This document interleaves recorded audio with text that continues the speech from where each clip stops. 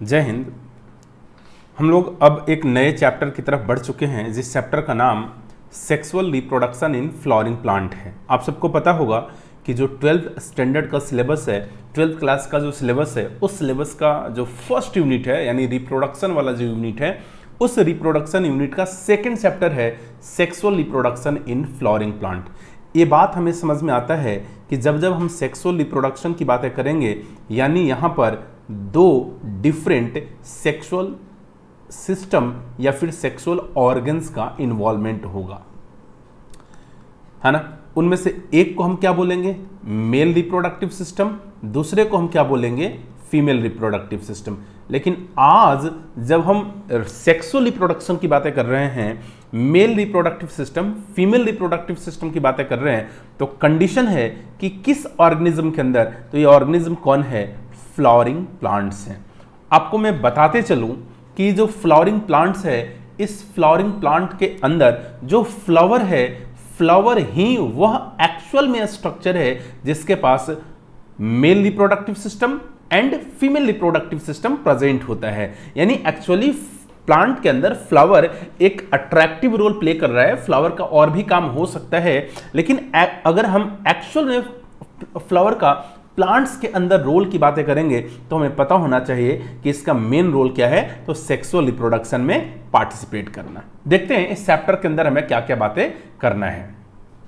सबसे पहले तो हम फ्लावर के बारे में बात करेंगे कि फ्लावर है क्या। ये एक ऑर्गन है एंजियोस्पर्मिक ऑर्गेनिज्म का, एंजियोस्पर्मिक प्लांट का, और इसका क्या फीचर है। फिर हम प्री फर्टिलाइजेशन इवेंट के बारे में बातें करेंगे, जहां पर एंड्रोइसियम, जहां पर गाइनोइसियम, पॉलिनेशन वगैरह वगैरह की बातें करेंगे।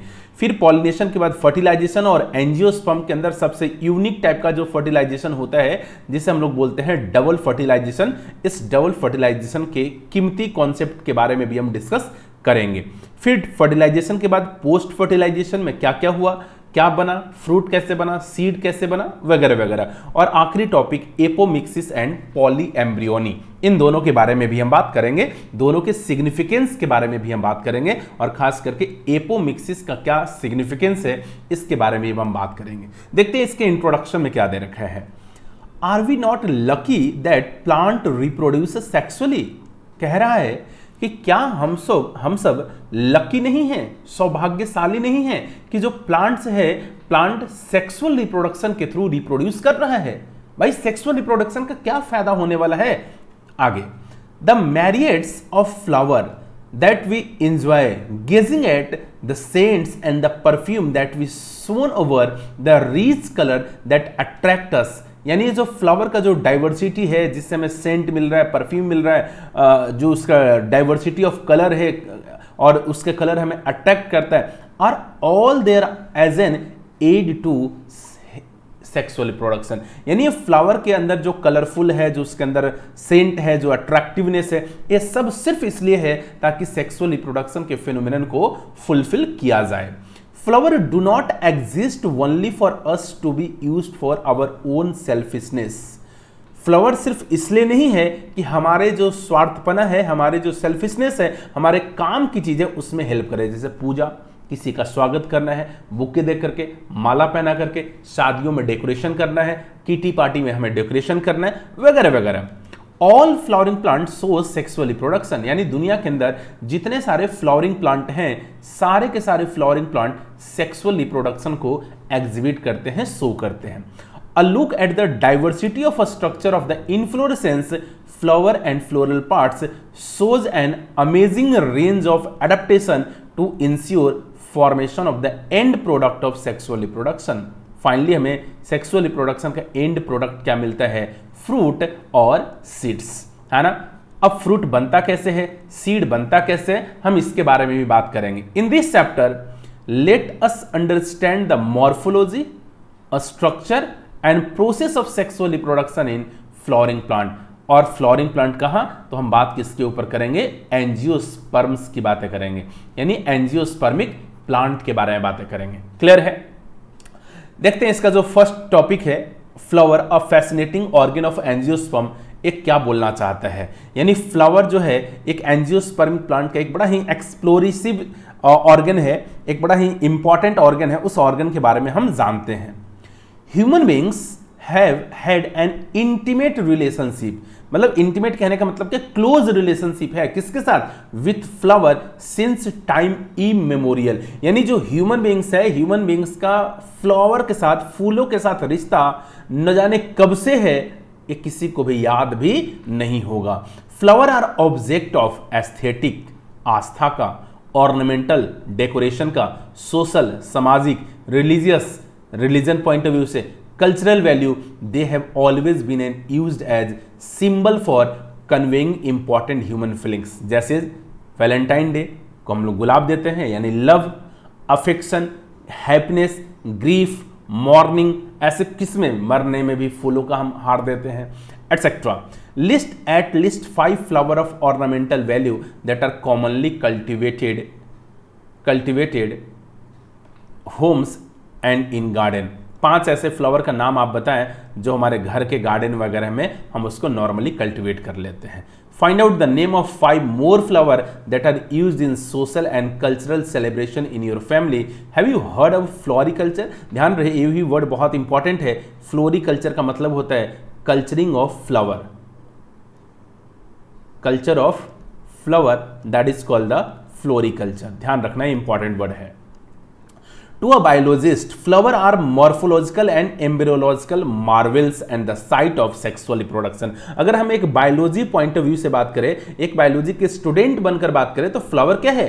फ्लावर का जो मॉर्फोलॉजी है, यानी फ्लावर का जो स्ट्रक्चर है, फ्लावर का जो डेवलपमेंट पैटर्न है, वो एक तरीके से सेक्सुअल रिप्रोडक्शन का एग्जैक्ट लोकेशन है, यानी site of sexual reproduction. In class 11, you have read the various part of a flower. Figure 2.1 will help you recall the parts of a flower, of a typical flower. Can you name the 2 parts in a flower in which the 2 most important unit of sexual reproduction develop? नाम सबको पता होगा, एंड्रोइसियम और गाइनोइसियम। लेकिन हम इस flower के structure को देखते हैं, इस फ्लावर के स्ट्रक्चर में है क्या क्या, ठीक है, देखते हैं। ये जो यहाँ पर आपको फूला सा स्ट्रक्चर दिखाई दे रहा है, ये स्ट्रक्चर एक्चुअल में क्या है, तो इसे हम लोग बोलते हैं थैलेमस। थैलेमस के बाहर यहां पर एक ग्रीन कलर का स्ट्रक्चर होता है छोटा सा, जिसे और ऐसे पूरे वॉर्ल में प्रेजेंट होता है, सर्कल में प्रेजेंट होता है, और उसे हम लोग क्या बोलते हैं, सेपल। सेपल के बाद ये जो पंखुड़ी है जिसके कारण फ्लावर अट्रैक्टिव होता है, जिसे हम लोग क्या बोलते हैं, पेटल्स। पेटल के बाद एक स्ट्रक्चर है जो मेल रिप्रोडक्टिव सिस्टम को इंक्लूड करता है, जिसे हम लोग नाम क्या देते हैं, एंड्रोइसियम। और इस एंड्रोइसियम में जो स्ट्रक्चर है उसका यूनिट होता है स्टेमेन, और स्टेमेन के अंदर क्या प्रेजेंट होता है, तो एंथर प्रेजेंट होता है और फिलामेंट प्रेजेंट होता है, एंथर और फिलामेंट प्रेजेंट होता है।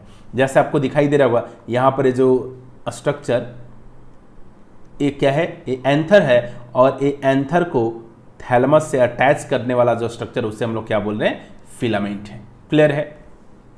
इसके बाद हम लोग बात क्या कर रहे हैं कि जो फीमेल रिप्रोडक्टिव सिस्टम है, जिसे हम लोग बोलते हैं गाइनोइसियम, एक गाइनोइसियम का जो यूनिट होता है इसे बोलते हैं या तो कार्पेल या फिर पिस्टिल, कार्पेल या तो फिर पिस्टिल। इस कार्पेल और पिस्टिल के अंदर 3 स्ट्रक्चर होता है। जो सबसे ऊपर होता है उसे बोलते हैं स्टिग्मा, जो बीच में होता है इसे बोलते हैं स्टाइल, और जो सबसे नीचे होता है उसे बोलते हैं ओवरी। और ओवरी के अंदर भी क्या प्रेजेंट होता है, ओव्यूल, और ओव्यूल के अंदर क्या प्रेजेंट होता है, एम्ब्रियो सैक। आगे चलकर बातें करेंगे। और इसी एम्ब्रियो सैक के अंदर एक्चुअल में फर्टिलाइजेशन होता है। आपको यहाँ पर स्टिग्मा भी दिखाई दे रहा है, स्टाइल भी दिखाई दे रहा है, और ओवरी भी यहाँ पर आपको दिखाई दे रहा है। क्लियर है? तो ये तो एक नॉर्मल टिपिकल फ्लावर की बातें करें। हमें ये भी ध्यान रखना है कि जब भी हम टिपिकल फ्लावर वर्ड इस्तेमाल करेंगे, कभी भी जब भी हम टिपिकल फ्लावर वर्ड इस्तेमाल करेंगे, तो टिपिकल फ्लावर के अंदर ये चारों स्ट्रक्चर को होना बेहद जरूरी है। कौन कौन सा? Stamen, carpel, sepal and petal. ये चारों स्ट्रक्चर हो अगर प्रेजेंट होगा तभी हम ऐसे फ्लावर को टिपिकल फ्लावर बोलेंगे, अन्यथा टिपिकल फ्लावर हम नहीं बोलेंगे। क्लियर है? आगे बात करते हैं। तो ये तो फ्लावर के बारे में हुआ एक नॉर्मल सा पॉइंट, नॉर्मल सा हेडिंग, नॉर्मल सा डिस्कशन कि फ्लावर का क्या सिग्निफिकेंस है, फ्लावर कैसे अपने अंदर सेक्सुअल ऑर्गन्स को रख रहा है। दैट इज वाई हम ये बोल सकते हैं कि जो एंजियोस्पर्मिक प्लांट है, एंजियोस्पर्म का जो फ्लावर है, फ्लावर के अंदर रिप्रोडक्टिव ऑर्गन प्रेजेंट, यानी एक्चुअल में अगर बोले तो flower is the actual site of sexual reproduction in the case of angiospermic plant. Clear है। अब हम नेक्स्ट वीडियो में डिस्कस करेंगे प्री फर्टिलाइजेशन इवेंट और उसके स्ट्रक्चर वगैरह के बारे में डिस्कस करेंगे, जहां पर एंड्रोइसियम, गाइनोइसियम वगैरह के बारे में डिस्कस करते हैं। मिलते हैं फिर नेक्स्ट वीडियो में, तब तक के लिए जय हिंद।